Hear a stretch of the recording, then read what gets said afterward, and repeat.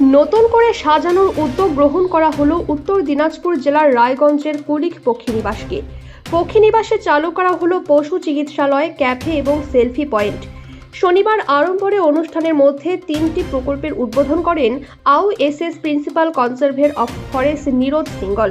অন্যান্যদের মধ্যে উপস্থিত ছিলেন বিভাগীয় বন আধিকারিক দাও সেঙ্গু শেরপা সহ রায়গঞ্জ রেঞ্জের অন্যান্য আধিকারিকেরা।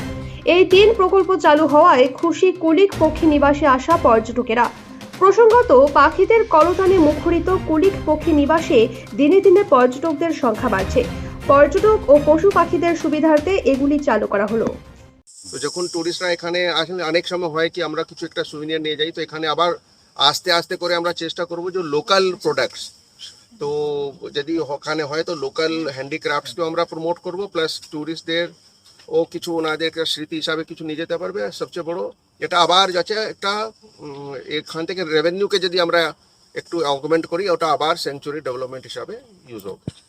লোকাল লোকাল এখন আমরা লোকালি আমরা চেষ্টা করব ম্যাক্সিমাম যাচ্ছে কি যাতে আমরা লোকাল লোককেই মানে এনকারেজ বা এমপ্লয়মেন্ট দিতে পারি।